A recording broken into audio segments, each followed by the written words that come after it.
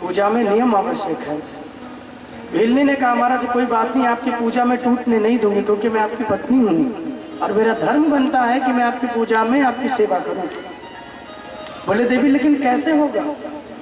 कहा महाराज कोई बात नहीं, ये हमारा घर है, टूटा फूटा है ही, मैं इसी घर में चली जाती हूँ और आप इस घर को जला दीजिए, मैं भी इसी में जल जाऊंगी और मेरी ही भस्म आप बाबा भोलेनाथ को चढ़ा देना। ये सुनते ही भील के नेत्रों से अश्रु आ गए। कोई अपनी पत्नी का बलिदान कैसे करे? नहीं नहीं देवी तुम, अरे हम तुम्हें कैसे जला सकते हैं, तुम्हें जला के बाबा भस्म में, नहीं तुम्हें नहीं करेंगे। तो क्या महाराज पूजा अधूरी? बोले पूजा भी अधूरी नहीं, छोड़ना। दोनों ने बात की और भील मान गया। भक्ति देखिए, पत्नी घर में बैठी अंदर में, पूरे घर को जला दिया, पूरा घर जल गया, पत्नी भी जल गई। ये भूल गया भगवान शिव की पूजा में कि मेरी पत्नी जली है। झट दौड़ के गया, प्रसन्न मन से भस्म उठाया जो जल गई थी, भस्म लाया और तुरंत भस्म बाबा भोलेनाथ को चढ़ा दिया। धीरे बजा लो तो तुरंत भस्म बाबा भोलेनाथ को चढ़ा दी। अब यहाँ तक तो ठीक था, आप सुनो। अब जो चिता भस्म भोलेनाथ को चढ़ाई तो पूजा संपन्न हो गई। रोज का नियम था, पूजा के बाद तुरंत पत्नी को बुलाता था और प्रसाद देता था। जो दो ही तो रहते थे घर में, आदत बनी थी।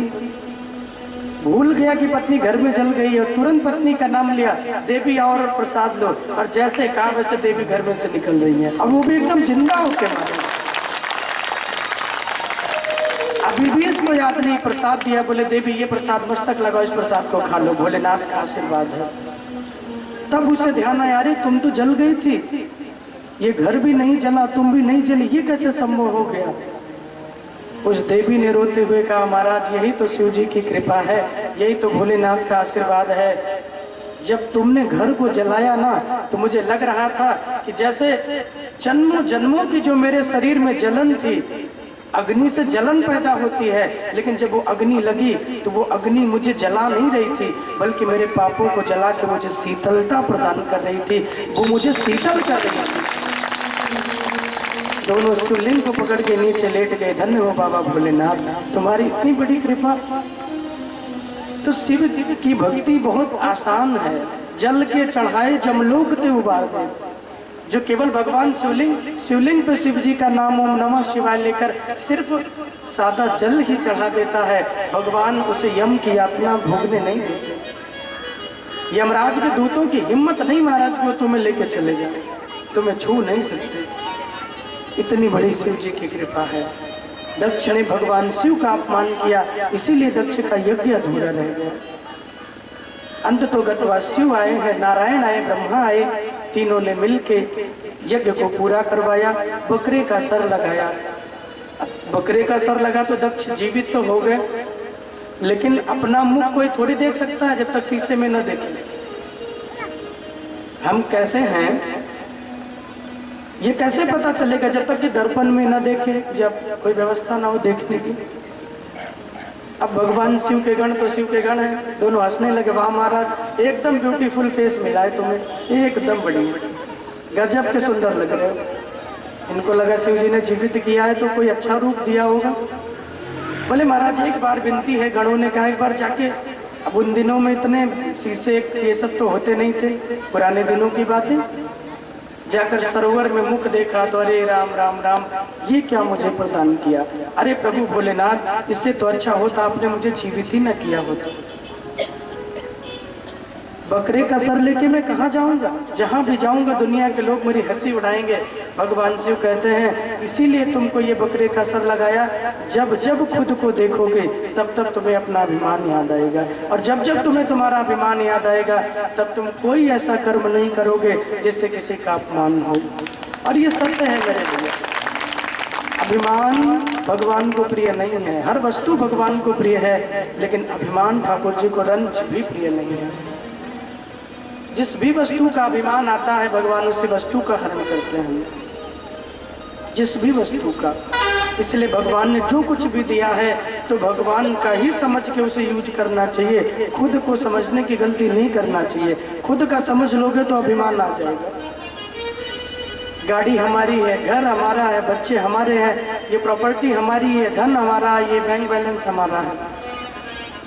तुम्हारा कुछ भी नहीं है। एक मिनट नहीं लगेगा, सांसें रुक जाए, बस जीवन की यात्रा खत्म। क्या है तुम्हारा? एक भी पैसा अगर आप यहाँ से लेकर जा सको तो वो तुम्हारा है, और अगर तुम्हारे साथ कुछ भी नहीं जा रहा तो तुम्हारा है क्या? क्या है तुम्हारा? बोले जो सत्कर्म करोगे, जो भगवत भजन करोगे, जो सत्संग करोगे, यही आपके साथ जाने वाला है और यही आपके जीवन की सबसे अमूल्य कमाई है। इसीलिए हमारे ब्रज में कहते हैं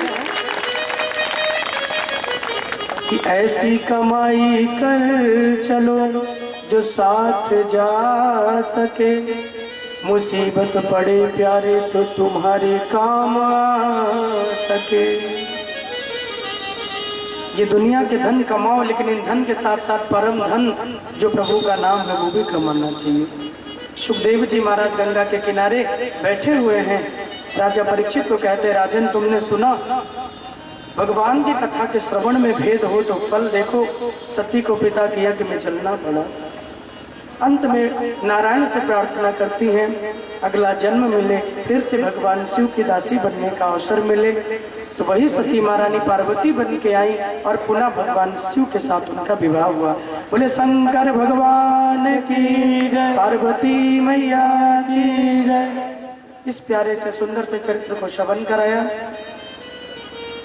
इनके चरित्रों के बाद चतुर्थ स्कंद में बहुत सुंदर कथा आती है, बहुत प्यारी। 9वें अध्याय में भक्तराज ध्रुव की कथा आती है।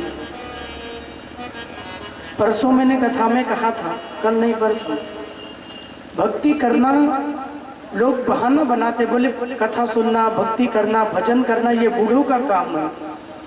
जो लोग ये कहते हैं उनसे मैं एक प्रश्न पूछना चाहता हूँ, क्या आपको पता है कि आपकी उम्र कितनी है? आप ये कहते हो, चलो हमने मान लिया, आप कह रहे हो कि बुढ़ापे में भजन करेंगे, लेकिन क्या भरोसा है कि आप बुढ़ापे तक जीवित ही रहोगे? इसीलिए समय किसी का वेट नहीं करता, समय के साथ तुम, ये भी नहीं है हमारे यहाँ कोई ऐसा नियम नहीं है कि तुम 24 घंटे भजन करो। कोई शास्त्र ये नहीं कहते कि दिन भर माला जपो, कोई ये नहीं कहता कि दिन भर कथा ही सुनो, दिन भर यही करो। बोले फिर, बोले तुम्हें जितना भी समय अच्छा लगे तुम उतनी देर हरि भजन करो, उतना देर सत्संग करो। बोले महाराज सिर्फ 1 मिनट मिलता है। बोले 24 घंटे में 1 मिनट मिल रहा है तो तू 1 मिनट कर, लेकिन वो 1 मिनट फिर दुनिया वालों के लिए नहीं होना चाहिए, वो सिर्फ दुनिया बनाने वाले के लिए होना चाहिए। मंदिर में आरती भी करने जाते हैं कई लोग तो अजीबो गरीब करते हैं। एक व्यक्ति गए आरती करने के लिए मंदिर में, बेटा साथ में गया। रोज की उनकी आदत हो गई, आधी आरती भगवान को देखकर घुमाए और आधी आरती पीछे देख के सीढ़ियों की तरफ करने लगे। आधी आरती करें भगवान को, फिर आधी आरती पीछे। बेटे के समझ में नहीं आ रहा है, 2 भगवान कहाँ आ गए, एक आगे एक पीछे, या तो आगे ही भगवान है। पूछा पिताजी आप पीछे किसकी उतार रहे हैं? भगवान तो आगे है ना। तो पिता ने मुस्कुराते हुए कहा, रे पागल तुझे क्या पता, मैंने अपनी चप्पल ना सीढ़ी पे उतार रखी है, थोड़ा उसका भी ध्यान दे रहा हूँ, कोई लेके ना चला जाए। तो वो भी ध्यान दे रहे हैं। अब आप इसे आरती कहोगे? माला कर रहे हैं, माला करते हुए आधा भी माला नहीं हुआ, किसी का फोन आया उठा लिया। पूजा कर रहे हैं ठाकुर जी को अगरबत्ती, अरे इतना ही तो समय मिलता है 24 घंटे में कि एक अगरबत्ती जलाते हैं भगवान का। अमूमन लोग यही करते हैं। बोले एक तिरंगा छाप जलाया, 2 बतासा चिरौंजी, बोले लो इसे भजन करो। ठाकुर जी कहते खुद तो मालपुआ काट रहा है, अब मुझे खिला रहा है बतासा, ठीक है कोई बात नहीं। आप 1 मिनट दीजिए, आप 1 सेकंड दीजिए, आप जितना भी 1 पल दीजिए, एकैकम अक्षरम, एक अक्षर के बराबर अगर समय दीजिए, सिर्फ 1 अक्षर, 1 भी घड़ी भजन कीजिए, 1 भी मिनट कीजिए, वो पूरा समर्पण भगवान को दीजिए, उसमें और किसी का ध्यान ना हो। आरती करें, पूजा करें, कथा श्रवण करें, सब कुछ त्याग करना चाहिए, क्योंकि जब से आपने कथा श्रवण करने का संकल्प बनाया तभी से भगवान कृष्ण आपकी जिम्मेदारी का बोझ उठा लेते हैं। जब तक आप इस कथा पंडाल से अपने घर नहीं पहुंचते हो तब तक की सारी जिम्मेदारी प्रभु की होती है। बोले शर्त क्या है? बोले शर्त ये है कि तुम अपना दिमाग मत लगाओ और कहीं, तुम भगवान में लगा दो, बाकी चीजें भगवान पे छोड़ दो, वो तुम्हारा सब कुछ देख लेंगे। किसी प्रकार की चिंता की आवश्यकता नहीं। तो भक्ति बचपन की श्रेष्ठ होती है। ध्रुव ने 5 महीने की भक्ति में नारायण को प्रकट किया। राजा उत्तानपाद के सुंदर चरित्र को सुनाया है। तदर्शने गस्त साध्यम च दिव्याम प्रसन्न प्रविनेक कृतांजलिम ब्रह्ममयेन कंबुना स्पर्श बालम कृपया कपोले। सुखदेव जी कहते राजन, भगवान की इतनी बड़ी कृपा, जब ध्रुव जी बोल नहीं पाए तो उनके गालों से अपने शंख का स्पर्श करा दिया, और भगवान का शंख स्पर्श होते ही वेद वाणी में स्तुति करने लगे। जैसे वेद कोई पढ़ने वाला ज्ञाता हो, ऐसे 5 साल के ध्रुव जी वेद पढ़ने लगे। तब यहाँ परीक्षित जी ने कहा, प्रभु आप ये कैसी कथा है, मुझे सुनाइए विस्तार से। किसके पुत्र हैं, कैसे भगवान को प्रसन्न किया, कैसे पूजा किया, आप मुझे बताइए। बहुत प्यारी कथा है ध्रुव की, सुनिएगा। सुनीति मैया के गर्भ से ध्रुव का जन्म हुआ है। माता सुनीति, जिनका नाम ही कितना सुंदर है, सुनीति, नाम में ही अर्थ छिपा है। सुनीति, सुंदर, सु से सुंदर, नी से नीति। जिनका मन हमेशा सुंदर नीतियों में लगता हो, जिनका मन हमेशा हरि भजन में, हरि सेवा में लगता हो, साधु सेवा में लगता हो, वही सुनीति है। एक और विवाह उत्तानपाद ने किया। शरीर की सुंदर हैं सुरुचि जी, जो छोटी है।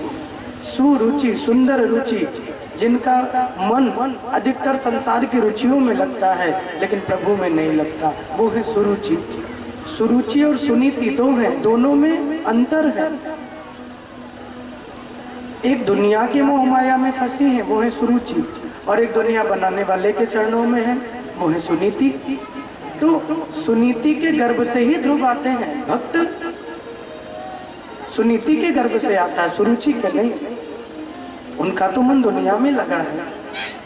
विवाह करके जब छोटी रानी आई, सुनीति जी को महलों के बाहर करवा दिया, कुटिया बनवाई राजा ने, और वहीं सुनीति को रख दिया। लेकिन रामायण कहती है कि संतोष से बड़ा सुख किसी में नहीं है। संतोष जो करता है वही आगे बढ़ता है। संतोषी होना चाहिए जीवन में। सुनीति जी कुटिया में भी रह के प्रसन्न रहती हैं, और सुरुचि महलों में भी रह के दुखी रहती है। उनके पास कोई दास दासियां, कोई सेवा वाला नहीं है, फिर भी वो मगन रहती हैं। और इनके पास हजारों लोग सेवा में खड़े हैं, लेकिन फिर भी दुखी रहती हैं। क्योंकि प्रसन्न तो शरीर से नहीं, प्रसन्न तो मन से ही होना है। शरीर से प्रसन्नता चाहोगे तो हमेशा दुखी रहोगे। एक दिन राजा मिलने के लिए गए, सुनीति से, गर्भ से हैं। सुनीति से पूछते हैं कि देवी तुम्हें कोई दुख तो नहीं है, कोई तकलीफ तो नहीं है? सुनीति जी कहती हैं, राजन मुझे कोई दुख नहीं है, बल्कि जब से मैं महलों को छोड़ के आई हूँ ना, मैं तो और आनंद में जी रही हूँ, मुझे और आनंद आ रहा है। बोले कैसे? बोले देखो, महल था बहुत बड़ा राजा का, तो वहाँ रोज कोई साधु संत जाता नहीं था, रोज कोई महात्मा, रोज कोई अतिथि, रोज कोई देव वहाँ पहुँच नहीं पाता है महलों में। लेकिन कोई कुटिया हो, छोटा घर हो, तो वहाँ आदमी बिना पूछे ही चला जाता है। कोई आप ही कहीं जा रहे हो, बहुत बड़ा घर होगा, तो आपको जल भी पीना होगा, कुछ कहना भी होगा, तो आप वहाँ जल्दी जाओगे ही नहीं। इतना बड़ा घर है, कोई क्या कहे। और फिर तो मुस्टंडे ही खड़े होते हैं द्वार पे बंदूक लेके, कहाँ जा रहे हो हमारा, वो अच्छा अपने आप बाहर कर देते हैं। लेकिन कोई गरीब का हो, कोई झोपड़ी हो, तो उसमें बिना पूछे भी आप जा सकते हो। बोले कोई रोक टोक नहीं है, सबके लिए खुला है। तुम्हारा जब से कुटिया में आई हूँ ना, तब से तो अनेक साधु संत आते रहते हैं, उनकी सेवा करती रहती हूँ। और मेरे पेट में, मेरे गर्भ में जो बालक है ना, ये भी प्रभु की कथा श्रवण कर रहा है। और मैं चाहती हूँ जो पुत्र हो भगवान का भक्त हो, सेवा करने वाला हो, धर्म करने वाला हो। उत्तानपाद बड़े प्रसन्न हुए, लौट के आ गए हैं। धीरे धीरे समय बीता, सुनीति मैया के गर्भ से ध्रुव जी का जन्म हुआ। बड़े भक्त वत्सल हैं, सिर्फ 5 साल के हुए। माँ ने इनको हमेशा मना किया था, कहीं भी जाना लेकिन महलों में मत जाना, बाकी तेरी जहाँ मर्जी तू जा। महलों में जाएगा तो तुझे अपमान मिलेगा। क्योंकि जानती है छोटी माता सुरुचि, वो कभी नहीं चाहती कि ध्रुव जी जीवित रहें और ये राजा बने, क्योंकि रानी सुनीति बड़ी है। लेकिन एक दिन सब बच्चों को देखा, सारे बच्चे पिता के साथ खेल रहे थे, अपने पिता के साथ मगन थे। ध्रुव जी भी महलों के सामने खड़े थे, देखा हमारे पिताजी सिंहासन पे बैठे हैं। आज ध्रुव जी की इच्छा हुई, ध्रुव जी का मन हुआ कि मैं भी अपने पिता की गोद में जाके बैठूं। कुछ अवसर तो मिले मुझे एक बार पिता से बात करने का। माँ ने तो जरूर मना किया है, लेकिन मेरी इच्छा है कि थोड़ा पिता से बातें करूं, थोड़ा प्रेम हो मेरा उनसे।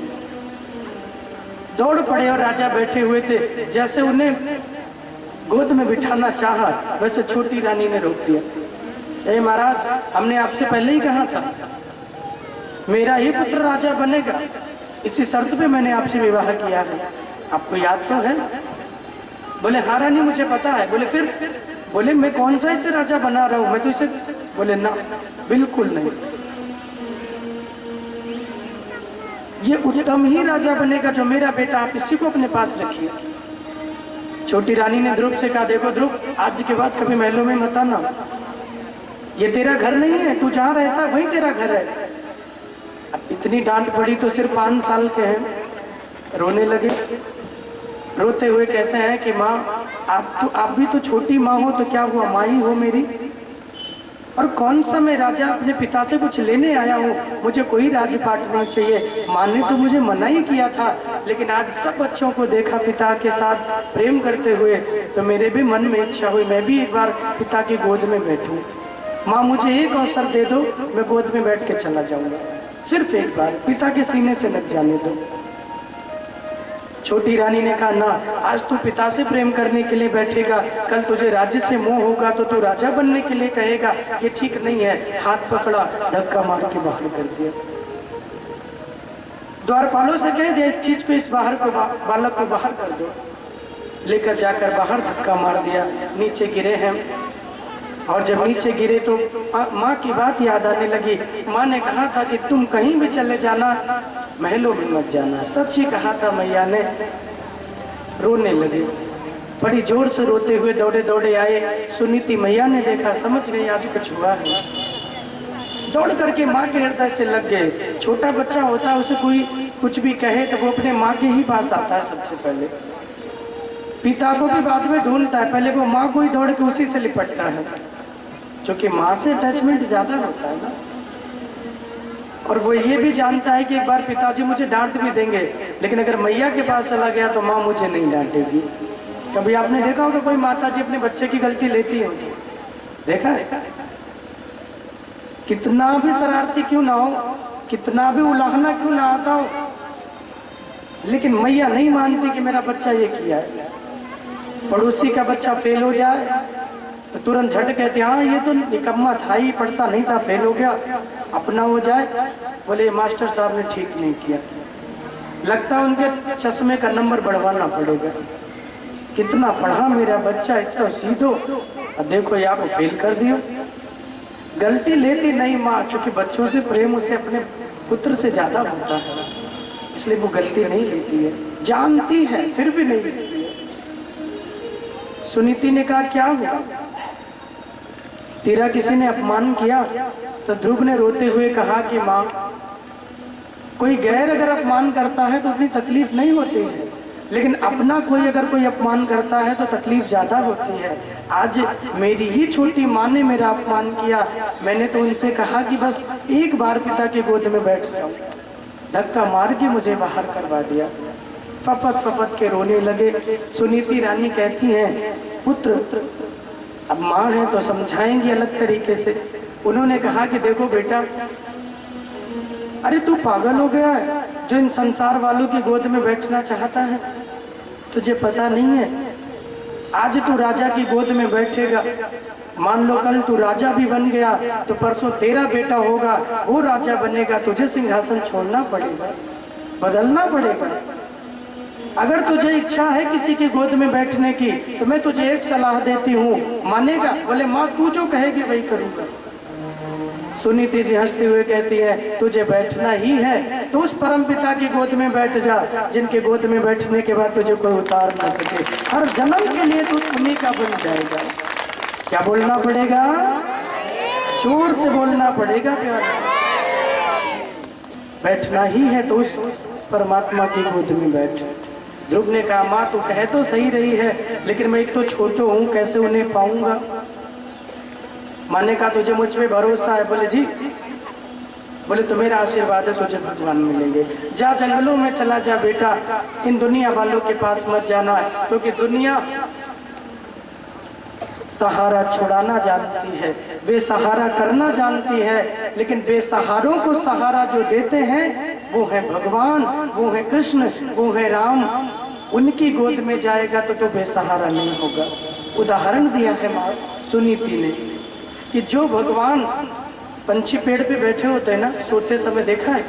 पेड़ पे सोते रहते हैं ना छोटे छोटे चिड़िया। आपने कभी किसी चिड़िया को देखा होगा कि सोते हुए गिर गई और मर गई? कभी नहीं देखा होगा। तो जो भगवान रात्रि में सोते हुए पंछियों को, परिंदों को नीचे नहीं गिरने देते हैं, हे ध्रुव वो तुझे कैसे बेसहारा छोड़ेगा? बस तू चला जा, उनका बन जा, वो तुझे अपना लेंगे, तुझे अपना बना लेंगे। इतना काफी था ध्रुव जी के लिए। तुरंत प्रणाम किया चरणों में और माँ मैं जा रहा हूँ, माँ मैं जा रहा हूँ। फिर माँ ने रोका। देखो सुनीति जी का हृदय कितना। आजकल की माँ होती और उनका बच्चा आया होता तो कहती चलो पहले हम मुकदमा करेंगे थाने में, तेरा भी आधा है, तुझे दिलाऊंगा। कैसे नहीं देंगी? अरे मैं भी रानी हूँ, मैं भी उनकी दूसरी पत्नी हूँ, मेरा भी आधा बनता है, दिलाऊंगी मैं। लेकिन धन्य है सुनीति जी जो कहती हैं कि जा रहा है भगवान को पाने तो जाके अपनी छोटी माँ को प्रणाम कर। ध्रुव जी क्या सोच रही है, उल्टी गंगा कैसी बह रही है? जिस माँ ने इतना अपमान किया, मुझे धक्के मार के बाहर निकाल दिया, मेरी माँ कह रही है कि उनको जाके प्रणाम करो। माँ तुझे नहीं लगता कि उन्होंने मेरा इतना अपमान किया, अब फिर मैं उन्हें प्रणाम करने जाऊं? सुनीति जी कहते बेटा माँ को सम्मान देगा तभी दुनिया तुझे सम्मान देगी। जो अपनी माँ को अपमान करता है, जो अपनी माँ को सम्मान नहीं देता, वो दुनिया में सम्मान पाने के योग्य नहीं है। जाकर छोटी माँ को प्रणाम कर।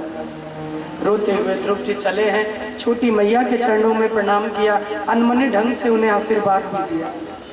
सौत है ना, सौतन के तरीके आशीर्वाद दिया।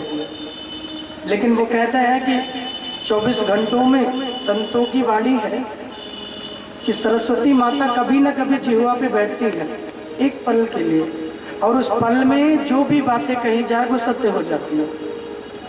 इसीलिए कभी भी बुरे शब्दों का उपयोग नहीं करना चाहिए। लोग अपने ही घर में अपनों को कहते रहते हैं उल्टे सीधे, क्या पता आप तो कह रहे हो गुस्से में, क्रोध शांत होगा तो पछताओगे, लेकिन क्या भरोसा उसी समय सरस्वती जी बाड़ी पे आ जाए और जो आप कह रहे हो सत्य हो जाए, तो आप अपने लिए ही दुख का कारण बन रहे हो।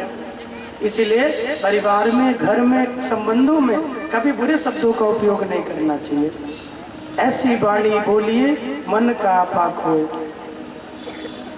ऐसी वाणी आप बोलिए कि हर किसी को आनंद मिले। छोटी माँ ने अनमने ढंग से कहा तुझे भगवान मिलेंगे, क्या मेरा आशीर्वाद है। लेकिन मन में तो सोच रही है कि अच्छा है जंगल में जा रहा है, 5 ही साल का तो है, कोई शेर सिंह बाघ खा गया तो गोविंदा नमो नमः, कोई खा गया तो खत्म, बढ़िया जा रहा है, जा तुझे भगवान मिलेंगे। चल पड़े हैं ध्रुव जी महाराज। और देखो जब भगवान के लिए आप एक कदम बढ़ाते हो तो उनका संकल्प है तू जो दौड़े एक पग तो मैं दौड़ूं 60। एक कदम कोई बढ़ाता है तो भगवान 60 कदम बढ़ा के उसकी ओर चलते हैं। एक कदम बस तुम प्रेम कर लो हरि से। चल पड़े हैं। भगवान ने नारद जी को भेजा, बोले तुम जाकर देखो मेरे भक्त को कोई तकलीफ ना हो, मेरे भक्त को कोई तकलीफ नहीं होनी चाहिए। ध्रुव जी जा रहे हैं, इधर से नारद जी आ रहे हैं। बड़ा प्यारा भाव है, गुनगुनाइएगा। हो मैंने बांध लिया, हो मैंने बांध लिया, हो मैंने बांध लिया प्रेम वाला कंगना, आओ आओ हरि आओ मेरे अंगना, आओ आओ हरि आओ मेरे अंगना, आओ आओ हरि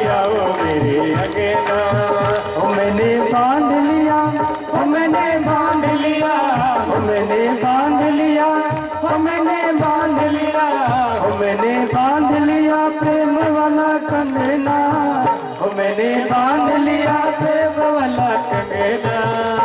आओ आओ हरि आओ मेरे अंगना, आओ आओ हरि आओ मेरे अंगना, आओ आओ हरि आओ मेरे अंगना, आओ आओ हरि आओ मेरे अंगना। प्रेम और भाव से दोनों हाथ से ताली सेवा करते हो जाओ।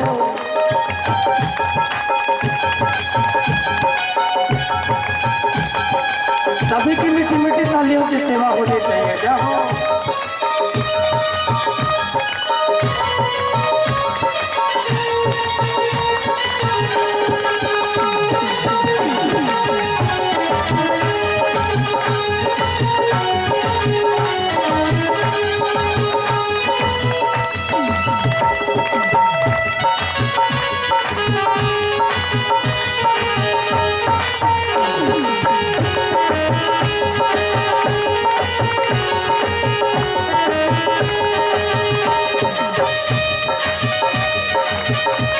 प्यारे की जो चिराग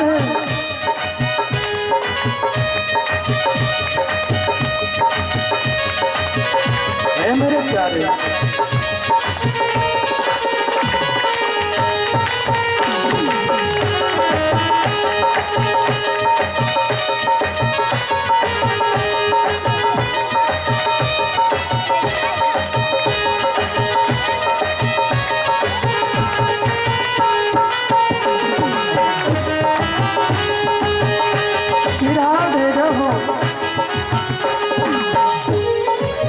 मेरा मन पापी पाप करना ही छोड़ दे, मेरा मन पापी पाप करना ही छोड़ दे।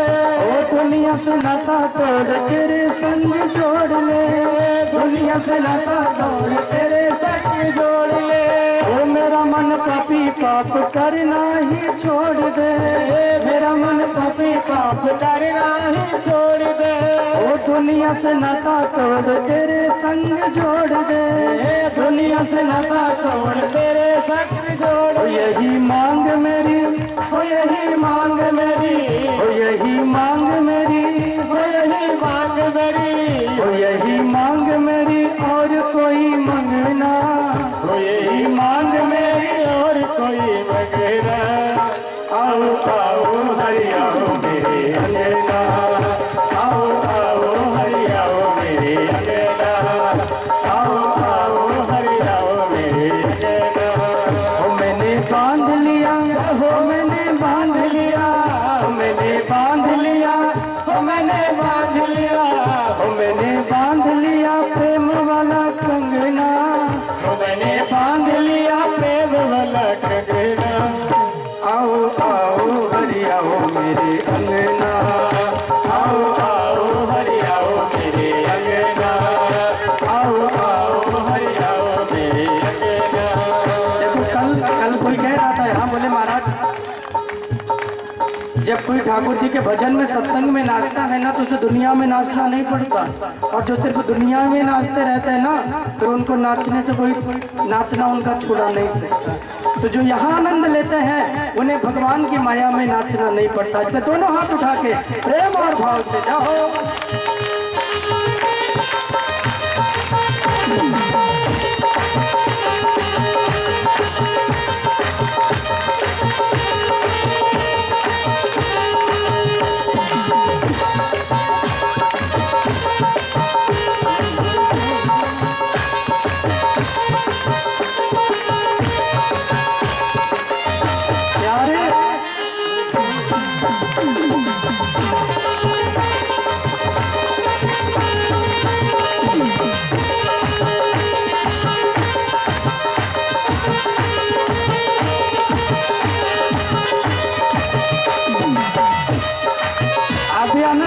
बहुत प्यारा